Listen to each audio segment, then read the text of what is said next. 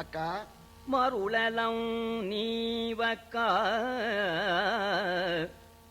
ಮರುಳಲಂ ನೀವಕ್ಕ ನಿಂಬೈವರು ಕುಮಾರರು ನಿಮ್ಮ ಕೈಯಡೆ ನಿಮ್ಮೈವರು ಕುಮಾರರು ನಿಮ್ಮ ಕೈಯಡೆ ಧರಣಿಪತಿ ನಿಡು ನಿದ್ರೆಗೈದನು ನನ್ನ ತೋಳಿನಲಿ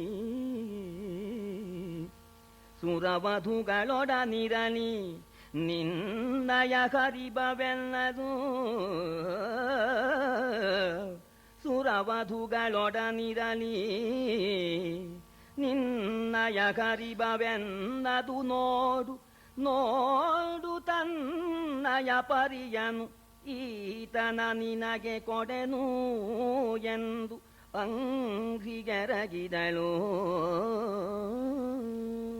ಅಕ್ಕ ಏನೀ ಮಾತು ಹೇಳ್ತಾ ಇದೆಯಲ್ಲ, ಮಕ್ಕಳನ್ನ ಕಾಪಾಡ್ತಕ್ಕಂಥ ಜವಾಬ್ದಾರಿ ನಿಮ್ಮದು, ನನ್ನಿಂದ ಸಾಧ್ಯವಿಲ್ಲ. ಇದು ಅಲ್ಲದೇನೆ ಮಹಾರಾಜ ಕೊನೆ ಕಾಲದಲ್ಲಿ ನನ್ನನ್ನು ಆಲಿಂಗನೆ ಮಾಡಿಕೊಂಡು ನನ್ನ ತೋಳಿನ ಮೇಲೆ ಮರಣ ಹೊಂದಿದ್ದಾರೆ. ಆದ್ರಿಂದ ನಾನು ಹೋಗ್ತಕ್ಕಂಥದ್ದು ನ್ಯಾಯ. ನನಗಾಗಿ ಪ್ರಾಣ ಬಿಟ್ಟಿದ್ದಾರೆ, ನಾನು ಸ್ವರ್ಗಲೋಕಕ್ಕೆ ಹೋಗ್ತೇನೆ. ನೀನೇನು ಹೇಳ್ತೀಯೋ ಆ ದೇವವಧುಗಳು ಅವರಿಗೆ ಅವಕಾಶ ಕೊಡೋದಿಲ್ಲ. ನಿನ್ನ ಕಾರ್ಯವನ್ನ ನಾನೇ ಮಾಡ್ತೇನೆ. ಆದ್ರಿಂದ ನನಗೆ ನೀನು ಅನುಮತಿಯನ್ನು ಕೊಡು. ಇದು ಅಲ್ದೇನೆ ಅಕ್ಕ, ನನ್ನ ಸ್ವಭಾವ, ನನ್ನ ವಿಚಾರವನ್ನ ನಾನು ನಿನಗೆ ಹೇಳ್ತೇನೆ. ವರ್ತಯೇಯಂ ಸಮಾಂ ವೃತ್ತಿಂ ಜಾತ್ವಘಂ ನ ಸುತೆ ಶುತೆ. ಇದ್ದಿದ್ದ ಅಂತಃಕರಣ ಬಿಚ್ಚಿ ಹೇಳ್ತಾ ಇದ್ದಾಳೆ ಮಾತಾದೇವಿ. ಅಕ್ಕ, ನಿನ್ನ ದೊಡ್ಡತನ, ನಿನ್ನ ದೊಡ್ಡ ಹೃದಯ ನನಗಿಲ್ಲ. ಮಕ್ಕಳನ್ನು ನೋಡ್ಕೋ ಅಂತ ನೀ ಹೇಳ್ತೀಯಲ್ಲ, ನನಗ ಅಷ್ಟು ನಿನ್ನ ದೊಡ್ಡ ಹೃದಯ ಇಲ್ಲ. ನನ್ನ ಮಕ್ಕಳಿಗೂ ನಿನ್ನ ಮಕ್ಕಳಿಗೂ ಭೇದ ಮಾಡಿಬಿಡ್ತೇನೆ ನಾನು. ನನ್ನ ಮಕ್ಕಳು ಹೆಚ್ಚು, ನಿನ್ನ ಮಕ್ಕಳು ಕಮ್ಮಿ ಅಂತ. ಸಮಾನವಾದ ವೃತ್ತಿಯನ್ನ ಇಟ್ಕೊಳ್ಳತಕ್ಕಂಥ ಯೋಗ್ಯತೆ ಅವಳು ನನ್ನ ಮಕ್ಕಳೇನೆ ಅಂತನ್ನೋ ಆ ಭಾವನೆ ನನಗೆ ಬರೋದಿಲ್ಲ. ಇದರಿಂದ ಏನಾಗತ್ತೆ? ಪಕ್ಷಪಾತ, ಮಹಾಪಾಪ. ಇಂತಹ ಪಾಪಕ್ಕೂ ನಾನು ಒಳಗಾಗಬೇಕಾಗತ್ತೆ. ನಿನಗೆ ಹಾಗಿಲ್ಲ ಅಕ್ಕ. ನಿನ್ ದೊಡ್ಡ ಹೃದಯ, ನನ್ನ ಮಕ್ಕಳನ್ನ ನಿನ್ನ ಮಕ್ಕಳು ಅಂತ ನೀ ಭಾವಿಸಿದೀಯ. ಆದ್ರಿಂದ ನಾನೇ ಹೋಗ್ತೇನೆ, ನೀನು ಮಕ್ಕಳನ್ನ ಕಾಪಾಡೋದಕ್ಕಿರ್ಬೇಕು ಅಂತ. ಇಲ್ಲ ಇಲ್ಲ, ನಾನೇ ಹೋಗ್ತೀನಿ, ಇಬ್ರು ಹೋಗ್ಬಿಡೋಣ ಅಂತ ಮಾತಾಡ್ಕೊಂಡು. ಆಗ ಆ ಋಷಿಗಳು, ಅಲ್ಲಿ ಸೇರಿರ್ತಕ್ಕಂಥ ಋಷಿಗಳು ಆಗ ಒಂದು ಮಾತು ಹೇಳಿದ್ರು. ಅಮ್ಮ, ಸಹಗಮನ ಸ್ತ್ರೀಗೆ ಒಳ್ಳೆಯದೇ, ಭರ್ತೃಲೋಕ ಪ್ರಾಪ್ತಿ. ಆದರೆ ಎಲ್ಲಾ ಕಾಲದಲ್ಲೂ ಸಹಗಮನ ಹೇಳಿಲ್ಲ. ಗಂಡ ಮಕ್ಕಳು ಚಿಕ್ಕವರಾಗಿದ್ದಾಗ ಹೋದರೆ ಆ ಸ್ತ್ರೀ ಸಹಗಮನ ಮಾಡಬಾರದು ಅಂತ ಹೇಳಿದ್ದಾರೆ. ಆ ಸ್ತ್ರೀ ಗಂಡನ ಪ್ರತಿನಿಧಿಯಾಗಿ ಇದ್ಕೊಂಡು ಬ್ರಹ್ಮಚಾರ್ಯ ವ್ರತವನ್ನು ಕಾಪಾಡ್ತಾ, ಗಂಡನ ಪಾದಕಮಲಗಳನ್ನು ಧ್ಯಾನ ಮಾಡ್ತಾ, ಪಾತಿವ್ರತ್ಯ ಧರ್ಮದಿಂದ ಮಕ್ಕಳನ್ನ ಪರಿಪಾಲನೆ ಮಾಡಿದರೆ ಅದರಿಂದ ಅವಳು ಉದ್ಧಾರವಾಗ್ತಾಳೆ, ಆ ಗಂಡನು ಉದ್ಧಾರವಾಗ್ತಾನೆ, ಮಕ್ಕಳು ಉದ್ಧಾರವಾಗ್ತಾರೆ ಅಂತ ಹೇಳಿದೆ. ಆದ್ರಿಂದ ಆ ಧೃತರಾಷ್ಟ್ರ ಮಹಾರಾಜ ಇದಾನಲ್ಲ, ಎಷ್ಟೇ ದೊಡ್ಡ ಮನುಷ್ಯ ಆದರೂ ಕೂಡ ಅವನಿಗೆ ಲೋಭ ಜಾಸ್ತಿ. ಲೋಭ ಪರಮ ಪಾಪದ್ದು. ತಮ್ಮನ ಮಕ್ಕಳಿಗೆ ಮೋಸ ಮಾಡ್ತಾನವ. ನೀವು ಹೋಗ್ಬಿಟ್ರೆ ಪರದೇಶಿಗಳೇ ಆಗ್ಬಿಡ್ತಾರೆ.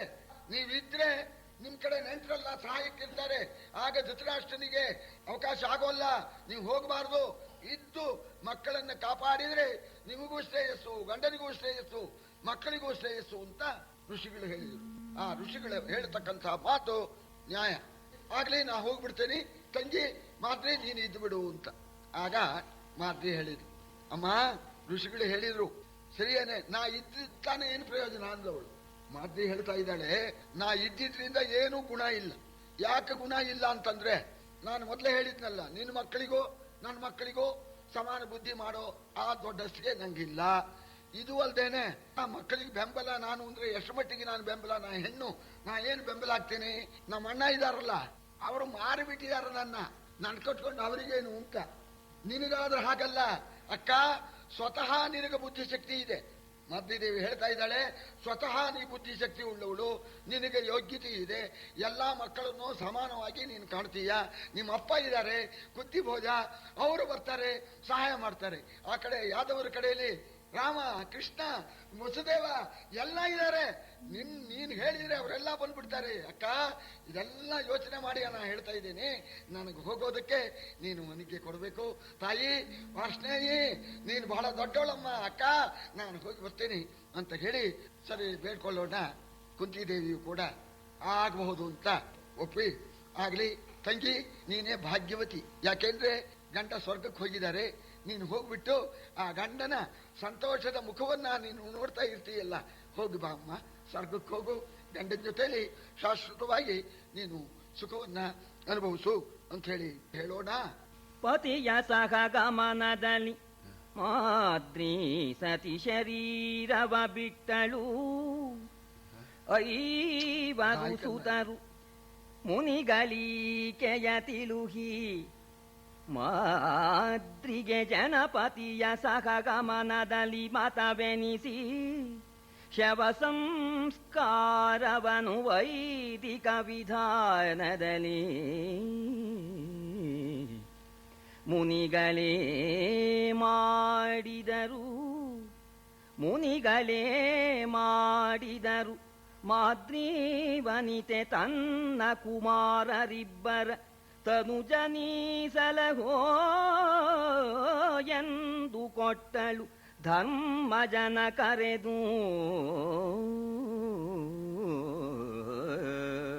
ಋಷಿಗಳು ಕೂಡ ಕುಂತಿದೇವಿ ಇರಬೇಕು, ಮಾದ್ರಿ ದೇವಿ ಸಹಗಮನ ಮಾಡಬೇಕು ಅಂತ ಋಷಿಗಳು ಅನುಮತಿ ಕೊಟ್ಟರು. ಸರಿ, ಅವಳು ಸಹಗಮನಕ್ಕೆ ಸಿದ್ಧಳಾಗಿದ್ದಾಳೆ ಮಾದ್ರಿ ದೇವಿ. ಆಗ ಧರ್ಮರಾಜನ್ನ ಹತ್ತಿರಕ್ಕೆ ಕರೆದು ತನ್ನ ಮಕ್ಕಳನ್ನು ನಕುಲ ಸಹದೇವರನ್ನು ಹತ್ತಿರಕ್ಕೆ ಕರೆದ್ಬಿಟ್ಟು, ಧರ್ಮರಾಜ ನೋಡಪ್ಪ, ನಿಮ್ಮ ಭೀಮಾರ್ಜುನರಂತೆ ಈ ಮಕ್ಕಳನ್ನ ಭಾವಿಸಪ್ಪ, ಮಲ್ತಾಯಿ ಮಕ್ಕಳು ಅಂತ ಮಾಡಬೇಡ, ನಿಮ್ಮ ಭೀಮಾರ್ಜುನರಂತೆ ಇವಳನ್ನ ನೀನು ಭಾವಿಸಬೇಕು ಅಂತ ಹೇಳಿ ಆ ಮಕ್ಕಳನ್ನ ಎತ್ತಿ ಧರ್ಮರಾಜನ ಕೈಗೆ ಕೊಟ್ಬಿಟ್ಟು ಆಮೇಲೆ ಆ ಮಕ್ಕಳಿಗೆ ಮಾತು ಹೇಳ್ತಾ ಇದ್ದಾಳೆ. ಮಕ್ಕಳಿರ ಅಪ್ಪ ಯಾರು? ಪಾಂಡು ಮಹಾರಾಜ, ಅವರು ಸ್ವರ್ಗಸ್ಥ. ಕುಂತಿ ಮಾತ, ನಿಮ್ಮನ್ನೆಲ್ಲ ಹೆತ್ತೋಳು ಕುಂತಿದೇವಿ. ಅಹಂ ಧಾತ್ರಿ, ನಾನು ಸಾಕ್ತಾಯಿ, ನಿಮ್ಮೆಲ್ಲರನ್ನು ಸಾಕಿತ್ತಾಯಿ ಅಂತ ಹೇಳ್ತಾ ಇದ್ದಾಳೆ ನಕುಲ ಸಹದೇವರ ಹತ್ರ. ಅಹಂ ಧಾತ್ರಿ, ನಾನು ಸಾಕ್ತಾಯಿ, ತಾಯಿ, ಸಾಕ್ಷಾತ್ ತಾಯಿ ಕುಂತಿದೇವಿ. ತಂದೆ ಪಾಂಡು ಮಹಾರಾಜ ಸ್ವರ್ಗಸ್ಥನಾಗಿದ್ದಾನೆ.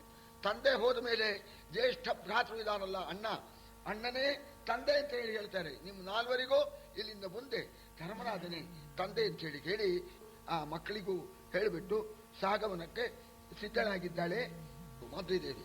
ಆಗ ಸರಿ, ಸಂಸ್ಕಾರ ಎಲ್ಲ ಆಗ್ಬೇಕಲ್ಲ, ಋಷಿಗಳಿದ್ದಾರೆ, ವಿಧಿವತ್ತಾಗಿ ಸಂಸ್ಕಾರ ನಡೆಸ್ತಾ ಇದ್ದಾರೆ. ಪತಿಯ ಸಹಗಮನದಲ್ಲಿ ಮಾದ್ರಿ ಸತಿ ಶರೀರವ ಬಿಟ್ಟಳು. ಐವರು ಸುತರು ಸಹಿತಿ ಕುಂತಿ ಮಿಂದು ಪರೇತ ಕೃತ್ಯವನು ಶ್ರುತಿ ವಿಧಾನದೊಳು ಅಖಿಲ ಮುನಿ ಸಂತತಿಗಳನ್ನು ಮುಂದಿಟ್ಟು ಮಾಡಿಸಿ ಸುತರ ಪಾಲಿಸುತ್ತಿದ್ದಳು. ಆಶತ ಶೃಂಗ ಶೈಲದಲ್ಲಿ ಮಾಡಬೇಕಾದ ಸಂಸ್ಕಾರ ವಿಧಿವತ್ತಾಗಿ ಮಾಡಿದ್ರು. ಮಕ್ಕಳಿದ್ದಾರೆ 5 ಜನ, ವಿಧಿವತ್ತಾಗಿ ಸಂಸ್ಕಾರ ಋಷಿಗಳು ಮಾಡಿಸಿದ್ರು. ಕುಂತಿದೇವಿ ಋಷಿಗಳನ್ನ ಮುಂದಿಟ್ಕೊಂಡು ಎಲ್ಲ ಸಂಸ್ಕಾರ ಮಾಡಿಸಿದ್ರು. ಅಗ್ನಿ ಸಂಸ್ಕಾರ ಆಯಿತು. ಆ ಅಗ್ನಿಯಲ್ಲಿ ಪತಿಯ ದೇಹದ ಜೊತೆಯಲ್ಲಿ ಮಾದ್ರಿದೇವಿ ಸಹಗಮನ ಮಾಡಿ ಪತಿಲೋಕವನ್ನ ಪಡೆದಿದ್ದಾಳೆ. ಆಮೇಲೆ ಎಲ್ಲ ಮಾಡಬೇಕಾಗಿರ್ತಕ್ಕಂಥ ಆ ಸಂಸ್ಕಾರ ಊರ್ಧ್ವದೈಹಿಕ ಸಂಸ್ಕಾರ ಅಂತ ಹೇಳ್ತಾರೆ. ಆ ಸಂಸ್ಕಾರವನ್ನ ಋಷಿಗಳ ಮೂಲಕ ಆ ಮಕ್ಕಳಿಂದ ಮಾಡಿಸಿದ್ದಾಳೆ. ಎಲ್ಲ ಮುಗಿಯಿತು ಅಂತ, ವೈಕುಂಠ ಸಮಾರಾಧನೆಯು ಎಲ್ಲ ಮುಗಿಯಿತು. ಸರಿ, ಮಕ್ಕಳಿಟ್ಕೊಂಡು ಕುಂತಿದೇವಿ ಸಮಾನದಿಂದ ವಾಸ ಮಾಡ್ತಾ ಇದ್ದಾಳೆ. ಆಗ ಶತಶೃಂಗದ ಋಷಿಗಳು ಸಭೆ ಸೇರಿದ್ರು. ಸಭೆ ಸೇರಿಬಿಟ್ಟು ಅವರು ಒಂದು ತೀರ್ಮಾನ ಮಾಡ್ಕೊಳ್ತಾ ಇದ್ದಾರೆ. ಈ ಸಂದರ್ಭದಲ್ಲಿ ನಮ್ಮ ಕರ್ತವ್ಯ ಏನು? ಅರಸನ ಪಗತನಾದನು, ಅರಸನ ಪಗದನಾದನು. ಆ ನೃಪನರಸಿ ಬಾಲಕಿ ಮಕ್ಕಳೈವರು ಭರತ ಕುಲಜರು. ನಾವು ತಪಸಿಗಳು ಇರ್ಪುದಾರಣ್ಯ. ಅರಿಗಳ ರಾಕ್ಷಸರು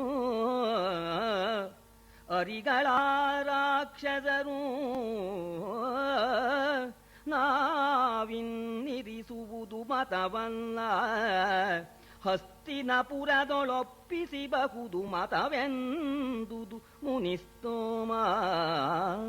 ಮಹಾರಾಜ ನಮ್ಮ ಭರವಸೆಯಲ್ಲಿ ಇಲ್ಲಿ ವಾಸ ಮಾಡ್ತಾ ಇದ್ದ. ಆ ಹುಡುಗರ ಯೋಗಕ್ಷೇಮ ನಾವೆಲ್ಲ ನೋಡ್ತೀವಿ ಅಂತ ಭಾವಿಸ್ತಾ ಇದ್ದ. ಆ ಮಹಾರಾಜ ಸ್ವರ್ಗಸ್ಥನಾದ.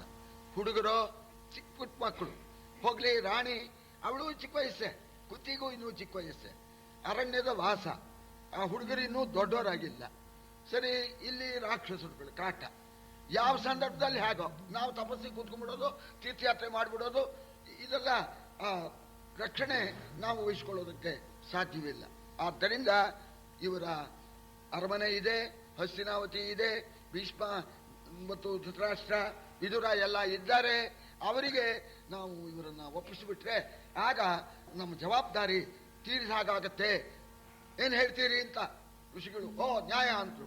ಸರಿ, ಆಗ ತೀರ್ಮಾನ ಮಾಡಿಕೊಂಡು ಆ ಕೂಡಲೇ ಬಹಳ ದಿವಸವೂ ನಾವು ಇಲ್ಲಿ ಇಟ್ಕೊಳ್ಳೋದು ಬೇಡ ಅಂತ ಹೇಳಿ ಕೆಲವು ಇಂತಿದ್ದವರೇ ಹೋಗಬೇಕು ಅಂತ ತೀರ್ಮಾನ ಮಾಡಿಕೊಂಡು ಕೆಲವು ಋಷಿಗಳು ಪಾಂಡವರನ್ನು, ಕುಂತಿಯನ್ನು ಕರ್ಕೊಂಡು ಎಂದು ಕುಂತಿ ದೇವಿ ಸಹಿತ ಆನಂದನರನೈವರನು ಮುನಿಗಳು ತಂದರಿಭಪುರಿಗಾಗಿ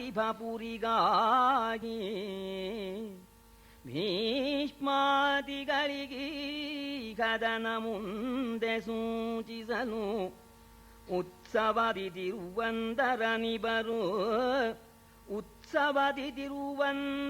ಅನಿಬರು ಶುಭ ಮುಹೂರ್ತದೊಳೊಂದು ನಗರಿಯ ಹೊಗಿಸಿದನು ಪರಿತೋಷದಲ್ಲಿ ಭೀಷ್ಮ. ಕರ್ಕೊಂಡು ಮುನಿಗಳು ಹಸ್ತಿನಾವತಿಗೆ ಬಂದಿದ್ದಾರೆ. ಮಹಾದ್ವಾರದಲ್ಲಿ ನಿಂತ್ಕೊಂಡು ಸರಿ ಹೇಳಿ ಕಳಿಸಿದ್ರು, ಭೀಷ್ಮಾದಿಗಳಿಗೆ ಹೇಳಿ ಕಳಿಸಿದ್ರು ಋಷಿಗಳು. ಯಾರೋ ಋಷಿಗಳು ಬಂದ್ಬಿಟ್ಟಿದ್ದಾರಂತೆ ತಮ್ಮನ್ನು ಕಾಣೋಕೆ ಅಂತಂದಾಗ ಭೀಷ್ಮ ಮಹಾಸಂಭ್ರಮದಿಂದ ಋಷಿಗಳನ್ನು ಸರಿಯಾಗಿ ಎದುರುಗೊಳ್ಬೇಕು ಅಂತ ಬಂದಿದ್ದಾರೆ. ಭೀಷ್ಮರು, ವಿದುರ, ಪುರೋಹಿತರು ಎಲ್ಲ ಬಂದು ಎದುರುಗೊಂಡು ಮಹರ್ಷಿಗಳನ್ನು ನೋಡಿ ಮಹಾ ಸಂತೋಷಪಟ್ಟು ಅವರನ್ನು ಕರ್ಕೊಂಡು ಜೊತೆಯಲ್ಲಿ ಇರ್ತಕ್ಕಂಥ ಆ ಪಾಂಡವರನ್ನು ಯಾರು ನೋಡಿಲ್ಲ, ಕುಂತಿ ಮಾತ್ರ ಗುರುತು, ಆ ಹುಡುಗರು ಗುರುತಿಲ್ಲ. ಎಲ್ಲರನ್ನು ಕೂಡ ಕರ್ಕೊಂಡು ಹೋಗಿದ್ದಾರೆ. ಕರ್ಕೊಂಡು ಹೋದ್ಮೇಲೆ ಎಲ್ಲ ಆಸ್ಥಾನಕ್ಕೆ ಹೋಗಿದ್ದಾರೆ. ಆಗ ಋಷಿಗಳ ಪೈಕಿ ಮಾತಾಡಿ ಅಂತ ಒಬ್ಬ ಋಷಿಗಳಿಗೆ ಹೇಳಿದ್ರು. ಆ ಋಷಿಗಳು ಹೇಳ್ತಾ ಇದ್ದಾರೆ, ಇದುವರೆಗೆ ನಡೆದಿರ್ತಕ್ಕಂಥ ಕಥೆನ ಹೇಳ್ತಾ ಇದ್ದಾರೆ. ಇವರ ಜನನ ಕ್ರಮವನು ಆ ಪಾಂಡುವಿನ ವಿಕ್ರಮವನು ತಪೋಧನ ನಿವಹ ಕೊಂಡಾಡಿದುದು ಬಳಿಕಿನ ಮರಣ ಸಂಗತಿಯ ಅವನಿಪನ ಸಂಸ್ಕಾರ ಮಾತೃ ಯುವತಿ ಸಹಗಮನ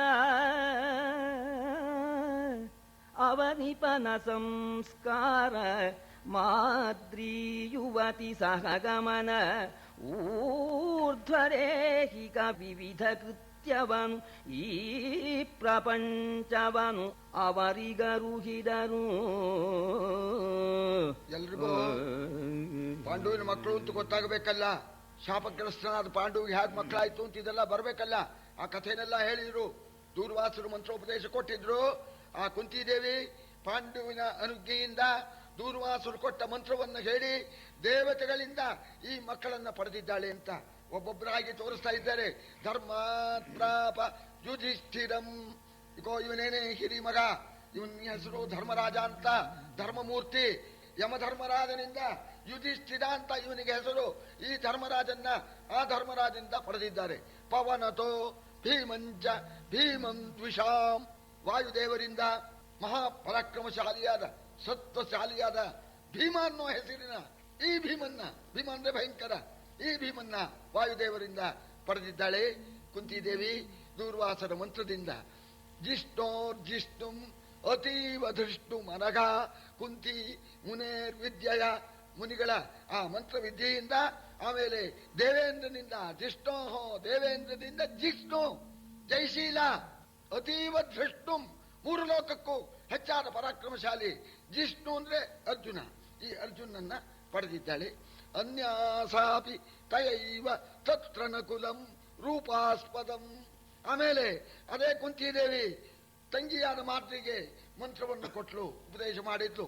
ಆ ಕುಂತಿದೇವಿ ಕೊಟ್ಟ ಮಂತ್ರದಿಂದ ಎರಡನೆಯವಳ ರಾಣಿಯಾಗಿರ್ತಕ್ಕಂತಹ ಮಾದ್ರಿದೇವಿ ಅದೇ ಮಂತ್ರದಿಂದಲೇನೆ ರೂಪಾಸ್ಪದಂ ಅಶ್ವಿನಿ ದೇವತೆಗಳನ್ನ ಪ್ರಾರ್ಥಿಸಿಬಿಟ್ಟು ಮಹಾರೂಪವಂತನಾಗಿರ್ತಕ್ಕಂಥ ಈ ನಕುಲನ್ನ ಪಡೆದ್ಲು ಅಂತ. ನಕುಲ ಎಲ್ಲ ಮಕ್ಕಳಿಗಿಂತ ರೂಪವಂತ, ಈ ನಕುಲನ್ನ ಪಡೆದಿದ್ದಾಳೆ. ಅನ್ಯಾಸಾಪಿ ತಯೈವ ತತ್ರ ನಕುಲಂ ರೂಪಾಸ್ಪದಂ ಗೀಷ್ಪದೇ ಸಚ್ಛಾತ್ರಂ ಸಹದೇವಮಪ್ತಿ ಅವತದು ನಾಸತ್ಯಯೋರಂತಿಕಾತ್. ಮತ್ತು ಬೃಹಸ್ಪತಿಗೆ ಸಮಾನನಾದ ಬುದ್ಧಿವಂತನಾದ ಸಹದೇವ, ಮಾತೃ ಮಕ್ಕಳು, ಒಬ್ಬ ರೂಪವಂತ ಮನ್ಮಥ, ಇನ್ನೊಬ್ಬನು ಬೃಹಸ್ಪತಿ. ರೂಪಾ ಗೀಷ್ಪತೆ ಸಚ್ಛಾತ್ರಂ, ಬೃಹಸ್ಪತಿಗೆ ಸಮಾನನಾದ ನೀತಿಶಾಸ್ತ್ರ ವಿಶಾರನಾದ ಆ ಮಗನ್ನ ಸೂರ್ಯ ದೇವತೆಗಳಿಂದ ಪಡೆದಿದ್ದಾರೆ.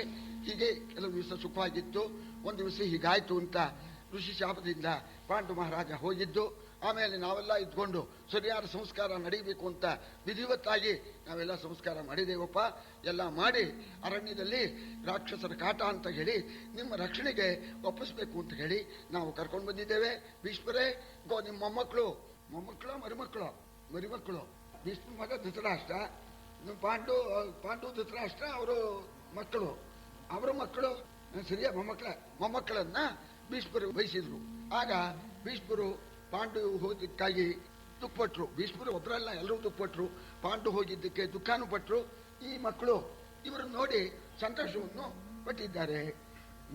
ಮುನಿಗಳ ಕ್ಷಣ ಮರಳಿದರು, ತಜ್ಜನಪ ವೃತ್ತಾಂತವನು ವಿವರಿಸೆ, ಜನಜನಿತ ಬಲಿ ಕುಬ್ಬಿ ಹರಿದುದು ಶೋಕರಸ ಜಲಧಿ.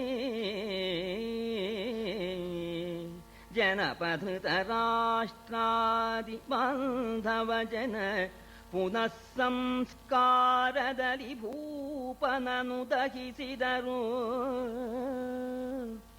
ಜನಪಧೃತ ರಾಷ್ಟ್ರಾದಿ ಬಾಂಧವ ಜನ ಪುನಃ ಸಂಸ್ಕಾರದಲ್ಲಿ ಭೂಪನನು ದಹಿಸಿದರು. ಊರ್ಧ್ವರೇಹಿಕವಾಯಿತು ಮಗುಳಲ್ಲಿ. ಮುನಿಗಳು ಅವರ ಕರ್ತವ್ಯ ಮುಗೀತು, ಅದೃಶ್ಯರಾದ್ರು. ನಿಮ್ಮ ಮೊಮ್ಮಕ್ಕಳು ಕರ್ಕೊಳ್ಳಿ ಅಂದ್ರು. ಋಷಿಗಳು ಅದೃಶ್ಯರಾದ್ರು. ಆದ್ರೆ ಒಂದು ಕೆಲಸ ಮಾಡಿದ್ದಾರೆ ಆ ಋಷಿಗಳು. ಆ ಅಸ್ಥಿನ ತಗೊಂಬಂದಿದ್ದಾರೆ, ಗಂಗೆಗೆ ಹಾಕೋಕ್ಕೂ ಅನುಕೂಲವಾಗಲಿ ಅಂತ. ಆ ಮಾತೃ ಸಾಗಮನ ಮಾಡಿದಾಳಲ್ಲ, ಮಾತೃ ಪಾಂಡುವಿನ ಅಸ್ಥಿ ತಗೊಂಡು ಬಂದಿದ್ದಾರೆ. ಅಸ್ಥಿ ತಂದಿದ್ದೇವೆ, ಸಂಸ್ಕಾರ ಏನೋ ನಾವು ವಿಧಿವತ್ತಾಗಿ ನಾವು ಋಷಿಗಳು ತಕ್ಕಂತೆ ಮಾಡಿದ್ದೇವೆ ಅಂತ ಹೇಳಿ ಅವರು ಅದೃಶ್ಯರಾಗೋಣ. ಆದರೂ ಅಲ್ಲಿ ಋಷಿಗಳಿಗೆ ತಕ್ಕ ಹಾಗಾಗಿದೆ. ಹೇಗೂ ಅಸ್ಥಿ ಹೇಗೂ ಇಲ್ಲಿ ಇದ್ದೇ ಇದೆ. ರಾಜನಿಗೆ ಮಾಡುವ ಸಂಸ್ಕಾರ, ಚಕ್ರವರ್ತಿ ಮಂಥನಕ್ಕಾಗುವ ಸಂಸ್ಕಾರ ಮಾಡಿಬಿಡೋಣ. ಪುನಃ ಸಂಸ್ಕರಣ ನರೀರಿ ಅಂದ್ರು ಅವರು. ಮಾತು ಮಾಡಿಬಿಟ್ರಂತೆ ಅಲ್ಲ, ಮಾತ್ಯ ಅಲ್ಲ, ಸೇರಿ ರಾಜರಿಗೆ ಯಾವ ವಿಧವಾದ ಸಂಸ್ಕಾರ ನಡೀಬೇಕೋ ಆ ವಿಧವಾದ ಸಂಸ್ಕಾರನ ಎಲ್ಲ ಮಾಡಿದ್ದಾರೆ. ಎಷ್ಟೇ ಆದರೂ ಪಾಂಡು ಮಹಾರಾಜ ಹೋಗ್ಬಿಟ್ಟ ಅಂತನ್ನೋ ದುಃಖ ಯಾರಿಗೂ ಕೂಡ ಹೋಗಿಲ್ಲ. ಸಂಸ್ಕಾರವೆಲ್ಲ ಮುಗೀತು, ವೈಕುಂಠ ಸಂತರ್ಪಣೆ ಆಯಿತು. ಆದರೂ ಕೂಡ ಅವರಿಗೆ ದುಃಖ ಹೋಗಿಲ್ಲ. ಆಗ ಭಗವಾನ್ ವೇದವ್ಯಾಸರು, ಇದು ಲೋಕದ ರೀತಿಯೇ ಹೀಗೆ, ಸರಿ ಒಂದಿನ ಹೋಗಿಯೇ ಹೋಗ್ಬೇಕು, ಮೊದಲಿನವ್ರು ಮೊದಲು ಹೋಗ್ಬೇಕು, ಕಡೆಯವ್ರ ಕಡೆಗೆ ಹೋಗ್ಬೇಕು, ಅದಕ್ಕೆ ದುಃಖ ಪಟ್ಕೊಂಡಿದ್ದಾರೆ. ಎಲ್ಲ ಕೆಲಸನೂ ಬಿಟ್ಬಿಟ್ಟಿದ್ದಾರೆ, ಅವರಿಗೆ ಸಮಾಧಾನ ಹೇಳಬೇಕು ಅಂತ ಹೇಳಿ ಜ್ಞಾನ ದೃಷ್ಟಿಯಿಂದ ತಿಳಿದಿರ್ತಕ್ಕಂಥ ಭಗವಾನ್ ವೇದವ್ಯಾಸರು ಹಸ್ತಿನಾವತಿಗೆ ಬರ್ತಾ ಇದ್ದಾರೆ. ಹೇ ಬಕುರ ಶೃಂಗಾಭರಣದಲ್ಲಿ ಕಾಮಧೇನು ಸಹಸ್ರ ಕಪಿನಯ, ಸೋಮ ಸೂರ್ಯ ಗ್ರಹಣದಲ್ಲಿ ಸುರ ನದಿಯ ತೀರದಲ್ಲಿ, ಶ್ರೀ ಮುಕುಂದಾರ್ಪಣವೆನಿಸಿ ಶತಭೂಮಿ ದೇವರಿಗಿತ್ತ ಫಲಬಹುದು. ಈ ಮಹಾಭಾರತದೊಳು ಒಂದಕ್ಷರವ ಕೇಳ್ದರಿಗೆ